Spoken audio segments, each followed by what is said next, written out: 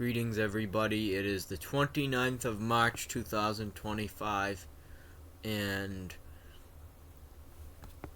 this will go down forever as the week where the people, this past week will go down forever as the week where the people who occupy our national defense agencies, what were formerly our national defense agencies and may once again be, Pete Hegseth, Mike Walls, Marco Rubio, everybody that was on that infamous chat, the infamous chat room, the Houthi PC small groups, Principals Command small group, on Signal, will go down in history as not caring about the troops, not caring about anything, not caring about the lives of the people in uniform. And we already knew that they probably wouldn't, but this week will go down in history as the week where they have demonstrated that they do not care about that, and also, and here's the good news for us, that they don't care about themselves. They made, look at them, they made absolute fools of themselves. And if it had taken a few more hours for those planes to get there, and I don't like the idea of anybody dying, but if it had taken a few more hours for those planes to get out there and they had been shot down, this story, a bunch of American pilots would have been dead, and the humiliation would have been much more intense. And who knows, maybe it would have been enough to break a lot of Republicans away from Trump finally. This has come close. They're very cowardly, but they have expressed their displeasure in private, multiple Republican senators, about this leak. So, and I am almost certain, by the way, that Russian intelligence has access to all of this stuff. I'm almost certain that it's that through Tulsi Gabbard and people like that, they have access to all of this material right now, and it's just a miracle that it did not get directly from there to the Houthis within the amount of time that it took for those people to get there. It's a miracle for our troops that were doing this stuff. And I don't know. I'm glad that they're alive.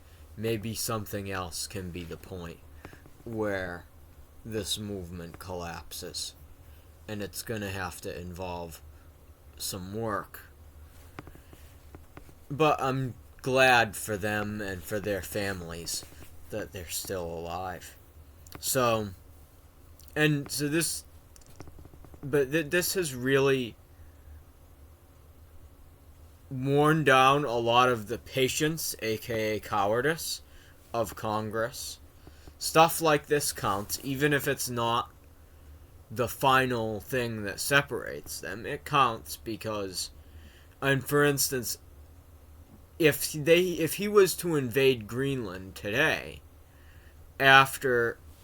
or Canada today, and institute the draft or something like that, after he has already shown that he does not care about our troops at all, we would be much more likely to see him get impeached over something like that, let's say.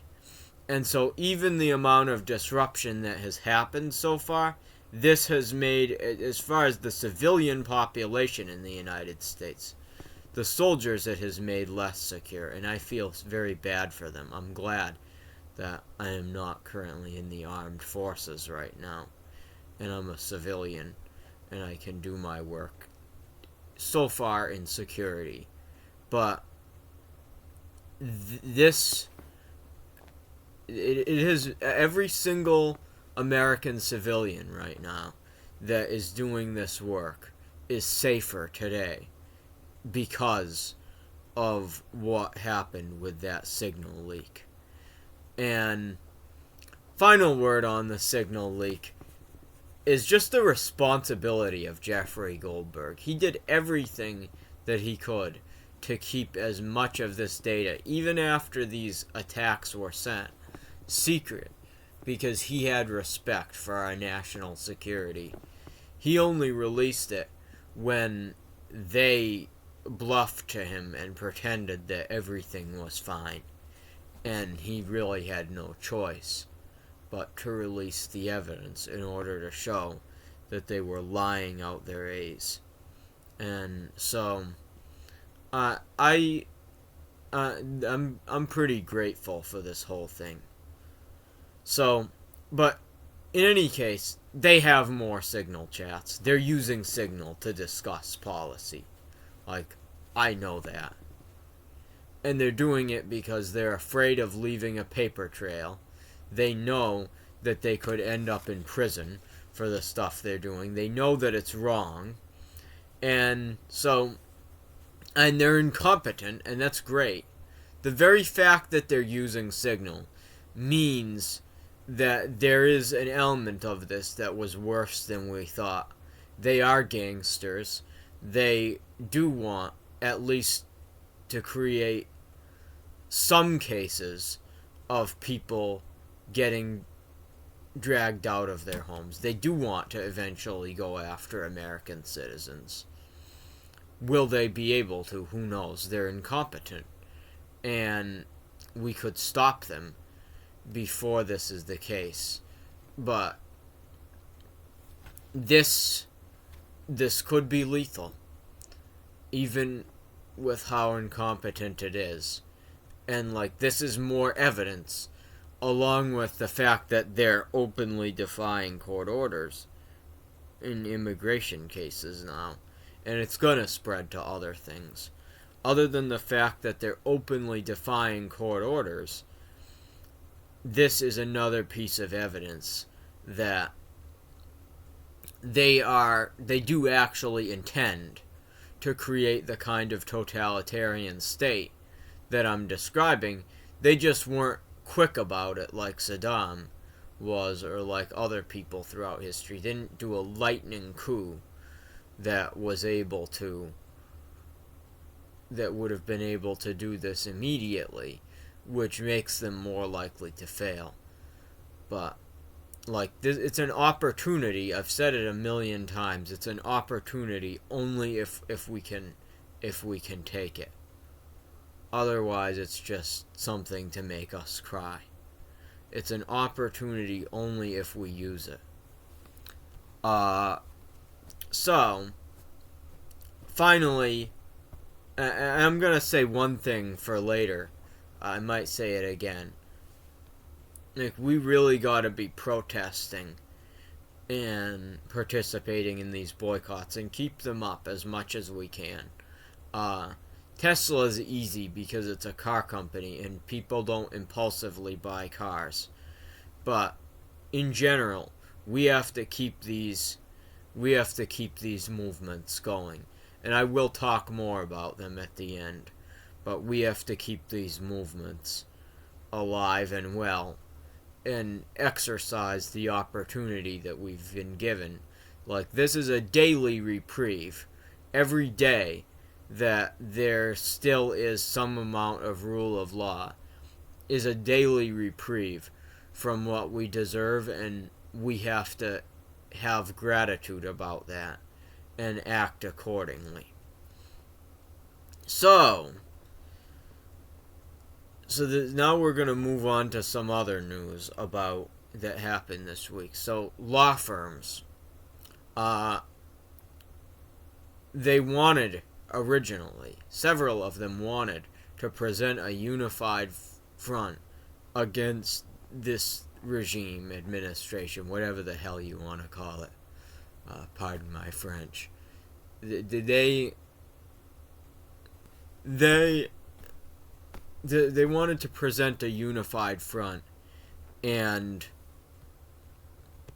but they looked to each other, and they saw that what somebody wanted in the law, there were law firms that wanted another law firm to try, and would not be willing to participate on their own because they wanted that law firm to destroy itself because they were competitors. Absolutely gross at a moment like this. And so what we have now is that some of them, I believe 2 of them, including Paul Weiss,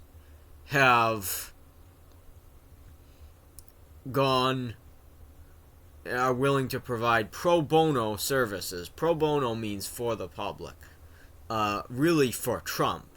To provide legal services for Trump and the Trump agenda for free. Shame on them. They already have the Attorney General for that. But then 2 of them at least have pledged that we're not going to do this. Not 2 of them, 3 of them. The other 3 of the big 5. But, it's better, I suppose, than if all of them had capitulated. But it's still absolutely humiliating to have 2 of the law firms that have historically helped us figure out what is true and what is false, and that have been industry leaders and agenda setters, just give in, for better or worse, just give in to this regime and accept what it says. It's absolutely humiliating, even if it's not the worst thing that could have happened. So, estimates so far for the cost imposed on the government, on our budget, by DOGE, Elon's little auto coup thing, by DOGE, that is taking over, in their takeover of the IRS. $500 billion. That's a quarter of our entire general budget. Half if you take out the military. Our entire general budget, so not interest payments, not Social Security, not Medicare and Medicaid. That is half of our non-defense discretionary budget. Half of our general budget. The budget that Congress votes on every year, when you exclude defense, and a quarter if you don't. They just cost us that amount. So, one thing, this is going to blow up the national debt, which is something that we need to deal with eventually. We don't want to default. That would be very bad. And we're going to have to deal with this. And this is some advice that I'll give to the next president. But first, a government shutdown would have completely ended this whole thing, because there wouldn't have been any funding and appropriations to allow this to continue. This is so inefficient. And this is just an example. It doesn't directly say anything, but these people are so inefficient. A government shutdown would have completely ground all of this to a halt. Remember that. Shame on Chuck Schumer. Shame on him. When this is all over, he is going to probably have to go to The Hague. No kidding. Along with the ICE officials and people like that. Anyway. Yeah, next president. Here are a couple strategies. And you can... Because the next president, after Trump and anybody in this particular term, whoever finish it, it's not going to be Trump. As I've said before, Trump doesn't even know what Signal is. He doesn't bother to learn. A lot of it's because he has dementia. I think 8 years ago he would have been willing to figure out what Signal was. It's not hard. But he didn't, and he has no clue.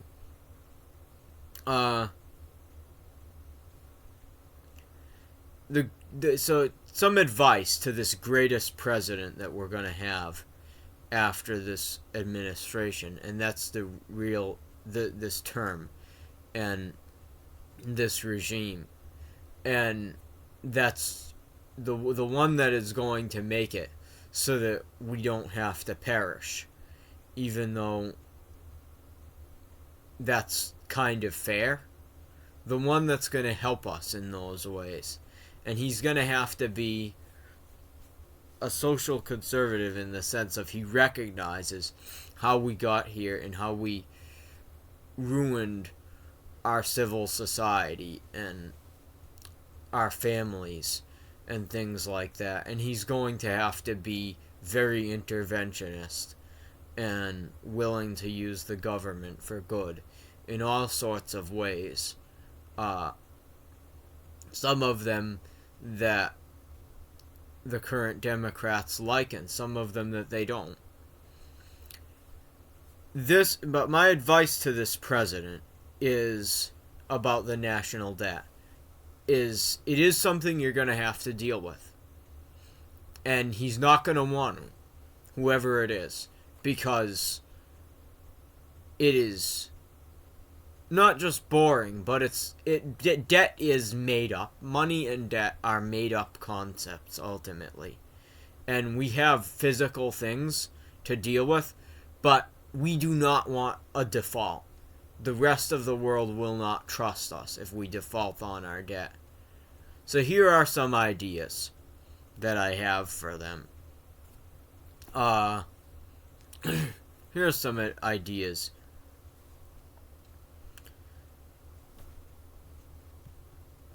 We can demand that billionaires that receive these tax breaks pay back the taxes. We can consider this period illegitimate, either directly or indirectly, and we can demand that billionaires pay the back taxes on everything that they owe, everything that they haven't paid because of these tax cuts and these hikes, all of these billions of dollars. We can demand that they pay it back.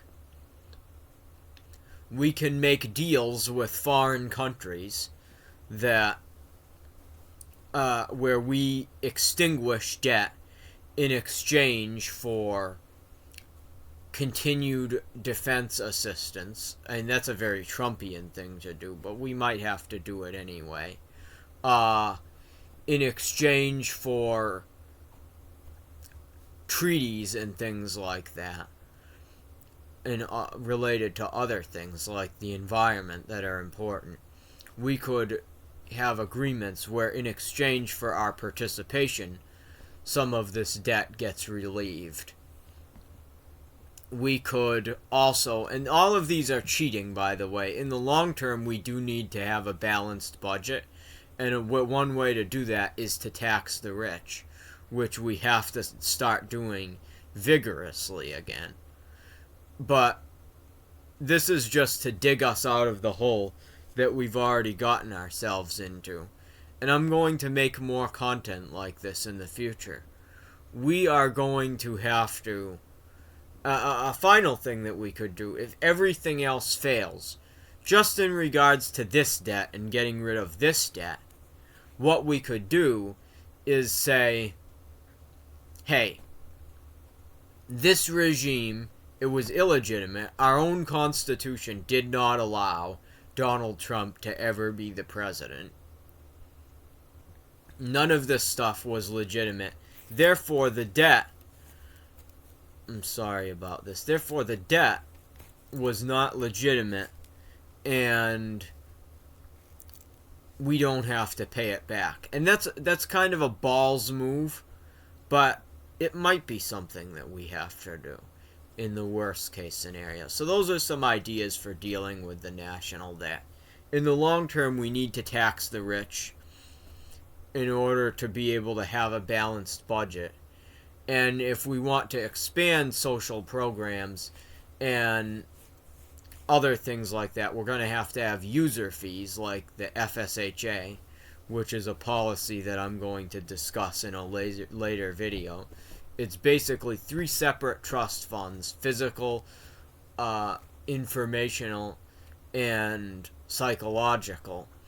And each of those trust funds pays for a certain type of health care, or informational, in like the news and stuff like that. In the case of that, each of these trust funds pays out grants in that way, and the way that it is labeled. And they collect taxes from people and companies that harm the public physical, social, and the physical, psychological, and informational health. And elements of this have come from Timothy Snyder, as well as what has already been done in European countries in regard to physical health. That is something that we can do to contribute towards, very effectively towards a balanced budget. It both reduces the overall costs, and it pays by making us healthier in the first place, and it pays for healthcare. So that's a very good idea. Another thing that we are going to have to do to have a balanced budget, we're going to have generally high taxes for the rich. But finally, in terms of a lot of stuff, normal people are going to have to, sadly, because of the amount of damage we've done, normal people are going to have to pay higher taxes, which is going to suck. They're going to have to pay, for geoengineering projects and things like that prevent the whole, that help preserve society against global warming. They're going to have to pay for that, sadly. Taxing the rich is great and all, and it's great to fund the budget that we have today, but with the new budget that we're going to have, we're really going to have to grow accustomed to doing more with less. So, now for some final remarks. Thank you, Celeste Malloy. Representative Celeste Malloy from Utah. Thank you. If any of you live in Utah, thank you so much. Send her an email. I tried, but I'm from out of her district, so I can't. Send her an email. Congratulate her, thank her for what she has said at her town hall. Encourage her to do more. She is broken with the orthodoxy and is willing to fight, willing to pick fights with this regime and stand up for the Constitution. And that is so much more than any other Republican right now. And finally, 5051 movement, they're going to be having another protest called Hands Off, and it's mainly about this current situation that's going on. I believe it's open to all, but you will, for some events, you may have to RSVP for them. They are going to have a protest a little over a week from now, April 5th. Actually, I believe it's under a week. Maybe it's exactly a week from now. Yeah, it is. It's Saturday.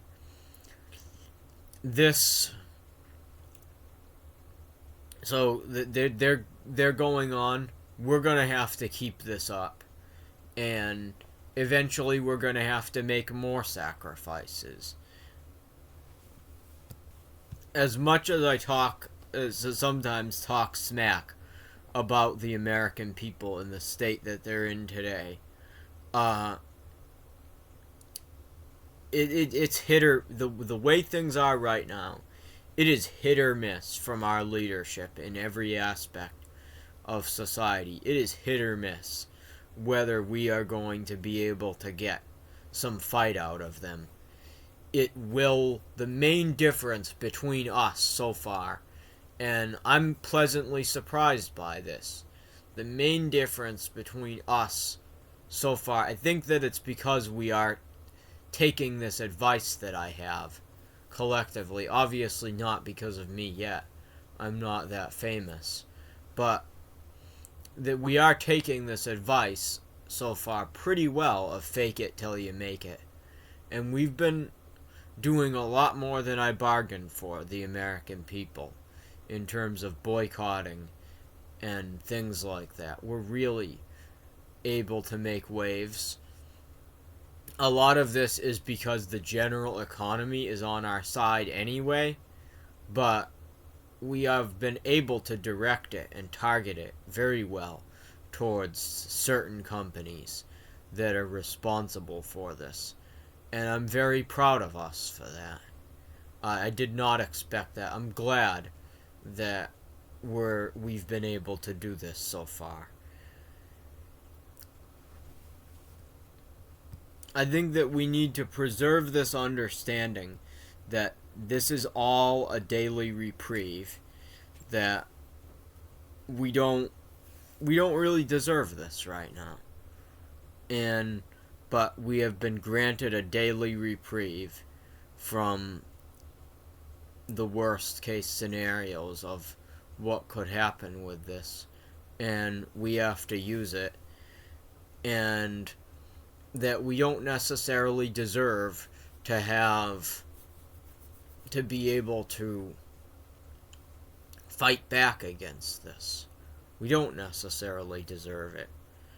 And I think that we just need to know that. We just need to understand.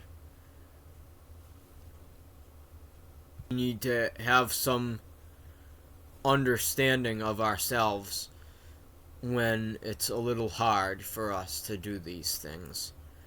And I'm just glad. But I'm glad that we've been able to do it at all. I'm glad that we've made an earnest attempt. This is the main difference between us and other societies that have fell into this place. And a lot of it is due to the incompetence. A lot of it is due to the fact that it's legitimately easier for us than it has been for other societies throughout history.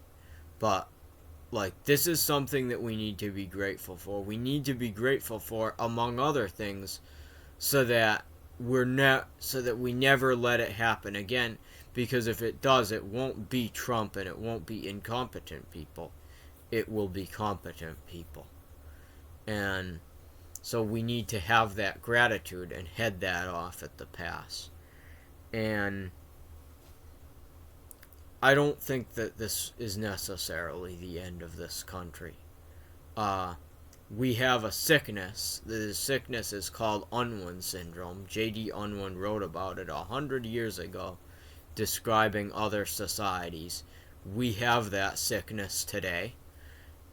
His book was called Sex and Culture, and it's about the relationship between families and household formation, family formation, human sexuality, and other aspects of culture. And we have a sickness in this country. It's called it is I call it Unwin syndrome. There are lots of things that destroy societies. One of them, there's conquest, there's environmental changes, there is corruption problems that happen sometimes on their own.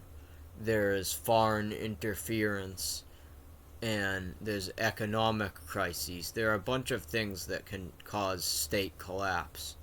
But Unwin syndrome is unique it's kind of like the Spanish flu in that it goes after. This is all for free, by the way. All of this. Unwin syndrome is unique because it goes after societies that are healthy and that are strong, which is what we were. And it is something that destroys the strong, like the Spanish flu does. And I am very grateful, though, that like of every society that could be going into this, like we are a sick society right now. That is in the estar sense of the word, the state sense of the word. There's a Spanish word estar and a word ser, and both of them mean to be, but one of them is about state and one of them's about state and one of them is about trait. This is a state that we are in. We are unhealthy right now. But if there is any society that can survive Unwin syndrome and the very common things that we have been going through, if there's anybody that can survive it, this is something to take heart in. If there's anybody that can survive our sickness, it's us. We have a lot of technology. We have good memories of the past. We have all kinds of... We have the technological ability to unwind a lot of the damage that's been done.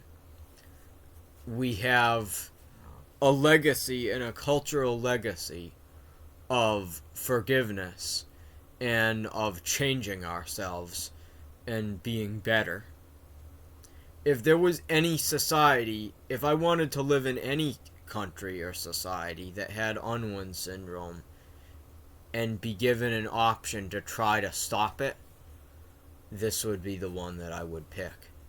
And a lot of those fundamentals, and the fundamentals suck, but a lot of those things that of really what we were before and what we are still, what we could be, are the legacies we have, the technology we have, the inheritance that we have in the United States and the rest of the Western world. I would rather work with no other country. I would rather work with no other society than this. And this is something I'll say over again. Our problems are common, but our strengths are not common. They're the same strengths we've already have. They're a little bit weak. We have to dust them off. This is my final message of encouragement today. We have to dust them off and start using them. They're a little rusty, but they're still uncommon, and they're still valuable, and they could still save us. These strengths that we have.